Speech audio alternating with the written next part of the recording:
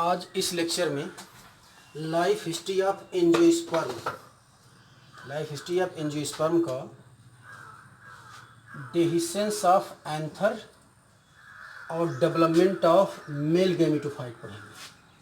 इसके पहले हम आपको लाइफ हिस्ट्री ऑफ एंजियोस्पर्म के कई वीडियो अपलोड कर चुके हैं। इसके पहले में आपको माइक्रोस्पोरोजेनेसिस हमने पढ़ा दिया था, जिसमें पॉलन ग्रेन का निर्माण होता था या माइक्रोस्पोर का निर्माण होता था, वो हमने आपको पढ़ा दिया है। अब आप देखते हैं डेहिसेंस ऑफ एंथर। आप सबसे पहले जानते हैं डेहिसेंस ऑफ, आप जानते हैं मेल सेक्स ऑर्गन एंड्रोसियम होता है और एंड्रोसियम की इकाई को स्टेमन कहते हैं। ठीक है, यानी मेल सेक्स ऑर्गन एंड्रोसियम है, एंड्रोसियम की इकाई को स्टेमन कहते हैं। स्टेमन 3 हिस्से में मिलकर बना होता है, ये देखिए। ठीक, इसको कहते हैं एंथर और ये है कनेक्टिव और ये है फिलामेंट। और इसी एंथर का जब टीएस काटा जाता था तो इस एंथर का टीएस काटने पर अगर 4 लोब दिखाई देते थे तो यही एंथर डाइथिकस कहलाता था, और 2 लोब दिखाई देते थे तो यही एंथर क्या मोनोथिकस कहलाता था। समझ पाए क्या कहलाता था? मोनोथिकस कहलाता था।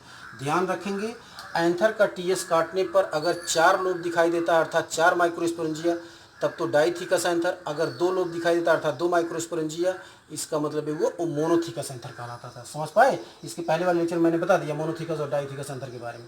अब आप ध्यान दीजिए, जब डाइथिकस हो या मोनोथिकस एंथर हो तो जनरली डाइथिकस एंथर पर डाइथिकस एंथर 4 माइक्रोस्पोरेंजिया होते हैं, और उसी माइक्रोस्पोरेंजिया के अंदर माइक्रोस्पोर मदर सेल होते हैं, जो माइक्रोस्पोर मदर सेल डिवाइड हो करके माइक्रोस्पोर का निर्माण करते हैं। ये मैं सारा आपको डिटेल पढ़ा दिया हूँ।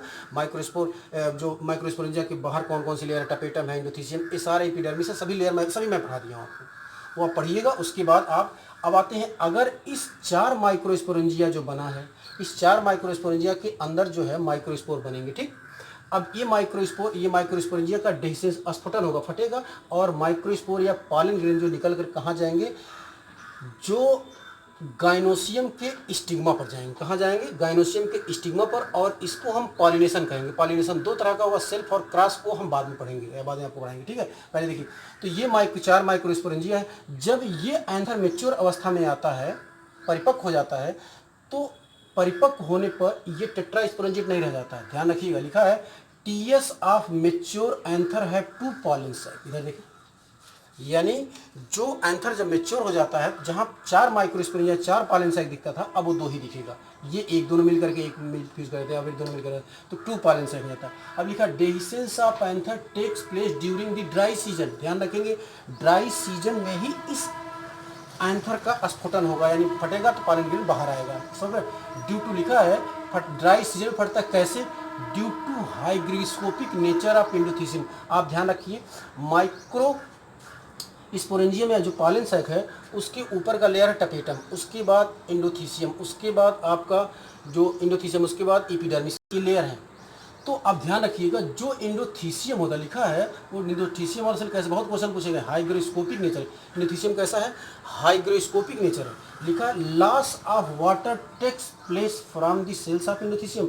जब ड्राई सीजन आता है तो एंडोथीसियम, अब एंडोथीसियम भी कई लेयर, देखो सब ये अगर माइक्रोस्पोरेंजिया, इसके अंदर की लेयर जो है ये कहलाता है, देखो एक लेयर है ये टपेटम, फिर इसके बाद एंडोथीसियम भी 3 लेयर से मिलकर बना होता है।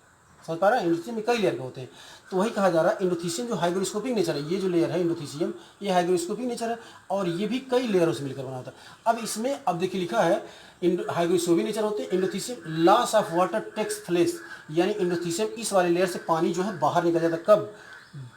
ड्राई सीजन में।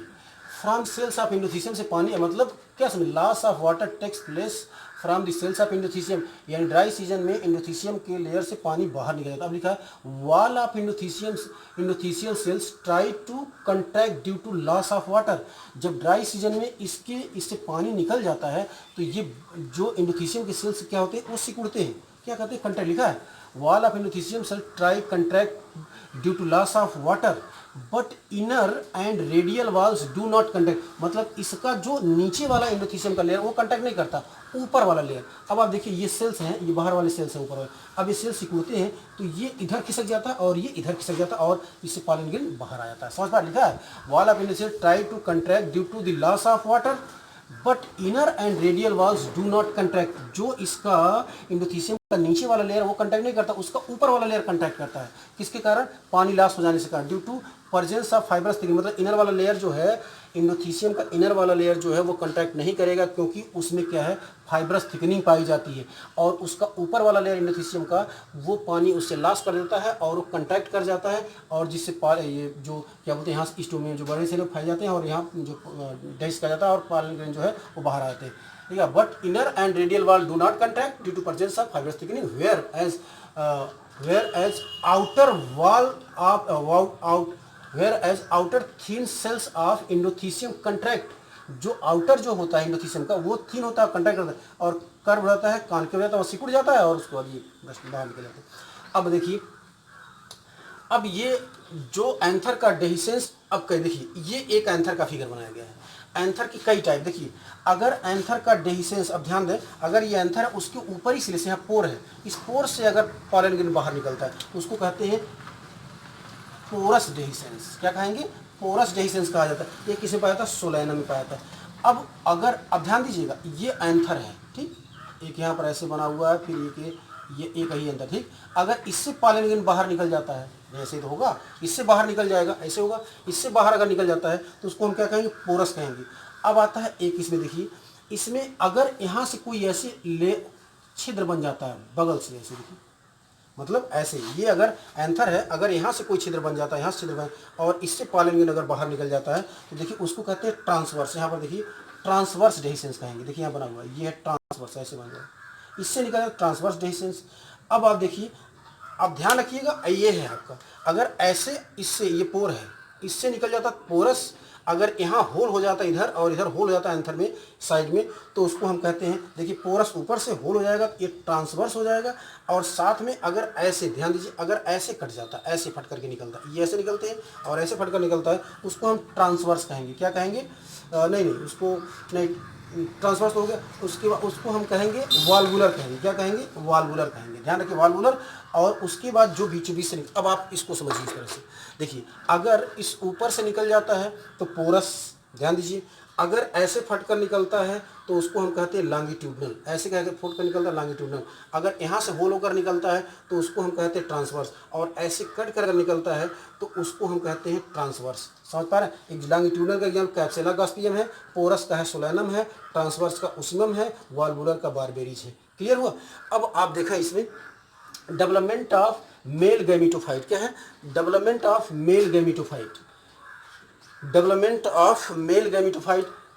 अब देखो, जो पॉलन ग्रेन है वही ये लिखा है, pollen grain is the first cell of male gametophyte, यानी मेल गैमेटोफाइट की पहली जो कड़ी है वो क्या है? वो पॉलन ग्रेन नहीं है। Development of pollen grain takes place before dehiscence of anther, मतलब इस एंथर के फटने से पहले, यानी इस पॉलन सेक में ही पॉलन ग्रेन का डेवलपमेंट हो जाता है। इसको ध्यान रखेंगे, लिखा है pollen grains is the first cell of male gametophyte, development of pollen grains takes place before dehiscence of anther. Anther के स्फटन होने से पहले ही ये इसका डेवलपमेंट हो, so it is called precocious development. ये बहुत एग्जाम में पूछेगा, प्रीकॉशियस डेवलपमेंट या इन सीटू डेवलपमेंट। अगर पॉलन ग्रेन या माइक्रोस्पोर का डेवलपमेंट एंथर के या पॉलन सैक के या माइक्रोस्पोरेंजियम के अंदर ही होता है तो इसको हम प्रीकॉशियस डेवलपमेंट कहते हैं या इन सीटू डेवलपमेंट कहते हैं। अब ये डेवलपमेंट दो तरह का है, एक प्री पॉलिनेशन, जो पॉलिनेशन इसका स्टिग्मा पर जाने से पहले डेवलपमेंट हो जाए, और एक स्टिग्मा पर जाने के बाद डेवलपमेंट हो, उसको पोस्ट पॉलिनेशन कहते हैं। अब आप देखिए, pre pollination development inside pollen sac. अगर माइक्रोस्पोरेंजियम या पॉलन सैक के अंदर अगर पॉलन ग्रेन का डेवलपमेंट होता है तो उसको कहते हैं प्री पॉलिनेशन डेवलपमेंट। अब आप देखिए, ये पॉलन ग्रेन इस पॉलन सैक या माइक्रोस्पोरेंजियम के अंदर होगा, जो देखिए यहाँ एक जेलपोर बना है, और पॉलन ग्रेन की दो लेयर होती है, एक बाहर वाली लेयर एक्साइन होती है, अंदर वाली लेयर इंटाइन होती है। अब इसके अंदर न्यूक्लियस होता है, तो जो पॉलन ग्रेन है वो कुछ फूड मटेरियल को लेकर के बड़ा एक वैक्यूल बना लेगा। देखिए वैक्यूल है, ठीक है, क्योंकि उसकी जो डिवीजन की क्षमता ज़्यादा होती है, यानी उसमें ज़्यादा फूड मटेरियल होता है, इसके जो ग्रोथ करेगा तो वैक्यूल ज़्यादा बड़ा बन जाएगा, और ये न्यूक्लियस है। जब ये ज़्यादा इसमें जो जो मेटाबॉलिक रेट ज़्यादा होगा इसके कारण से वैक्यूल वगैरह बन जाएगा। और इसके बाद ध्यान दीजिए, ये न्यूक्लियस जो है फर्स्ट मियाटिक न्यूक्लियस के अंदर डिवीजन होगा 2 न्यूक्लियस। जो पहला बनेगा जनरेटिव न्यूक्लियस और वेजिटेटिव न्यूक्लियस, 2 न्यूक्लियस बन जाएंगे। यानी पहला मियाटिक डिवीजन होने से न्यूक्लियस में 2 न्यूक्लियस बन जाएगा, जनरेटिव न्यूक्लियस और वेजिटेटिव न्यूक्लियस। और उसके बाद न्यूक्लियस बने साइटोकाइनेसिस, मतलब सेल का डिवीजन होगा, 2 सेल बन जाएगा। तो इसको ऊपर एक जनरेटिव सेल हो जाएगा और दूसरा क्या हो जाएगा, वेजिटेटिव सेल। जनरेटिव सेल ये के अंदर जनरेटिव न्यूक्लियस होगा, वेजिटेटिव सेल के अंदर वेजिटेटिव न्यूक्लियस होगा। जनरेटिव सेल छोटा होता है, वेजिटेटिव सेल बड़ा होता है, इसको याद रखेंगे। देखो 2 सेल्ड, 2 सेल और 2 nucleus stage, 2 cell 2 nucleus stage, 60% angiosperm में पॉलिनेशन, यानी इस पॉलन सैक से निकल करके जो गाइनोसियम के स्टिग्मा पर चला जाता है, 60% एंजियोस्पर्म में इसी अवस्था में पॉलिनेशन। पूछा जाता है कि एंजियोस्पर्म में पॉलिनेशन किस कंडीशन में होता है, ध्यान रखेंगे 60% एंजियोस्पर्म में 2 सेल 2 न्यूक्लियस की अवस्था में पॉलिनेशन होता है, और बचा 40% एंजियोस्पर्म में वो 3 सेल 3 न्यूक्लियस की अवस्था में पॉलिनेशन होता है। कितना, 3 सेल 3 न्यूक्लियस की अवस्था में पॉलिनेशन होता है, याद रखेंगे। देखो जब यहाँ तक की पूरी अवस्था को क्या कहते हैं, प्री पॉलिनेशन डेवलपमेंट, यानी पॉलिनेशन के पहले डेवलपमेंट। अब आते हैं पोस्ट पॉलिनेशन डेवलपमेंट। अब 60% एंजियोस्पर्म में इसका पॉलिनेशन हो जाएगा, लेकिन 40% में पॉलिनेशन नहीं होता है। अब जिसमें हो जाएगा तो उसका डेवलपमेंट स्टिग्मा पर देखा जाएगा, जिसका नहीं होगा तो इसके अंदर ही देखा जाएगा। अब आते हैं, ये सेकेंड मियाटिक डिवीजन होगा, अर्थात इसमें जो है जो आपका जनरेटिव सेल है वो डिवाइड होकर के 2 न्यूक्लियस बनाएगा, 2 मेल गैमेट बनाएगा। देखिए 2 मेल गैमेट बना, और वेजिटेटिव सेल तो है ही है। अब फिर ये आगे देखिए, ये जर्म ट्यूब निकल जाएगा और जर्म ट्यूब में चले जाते हैं, यानी 3 न्यूक्लियस, देखिए 2 यहाँ मेल गैमेट होते हैं, यानी 3 सेल्ड और 3 न्यूक्लियस। इस अवस्था में अगर पॉलिनेशन होता है तो उसको जो क्या कहते हैं पोस्ट पॉलिनेशन कहा जाएगा, और 40% एंजियोस्पर्म पॉलिनेशन इसी तरह से होता है। समझ पाए। अब इसका मतलब पॉलिनेशन अलग टॉपिक पढ़ा जाएगा, लेकिन इसके बाद अभी फर्टिलाइजेशन, तब पॉलिनेशन पढ़ा जाएगा।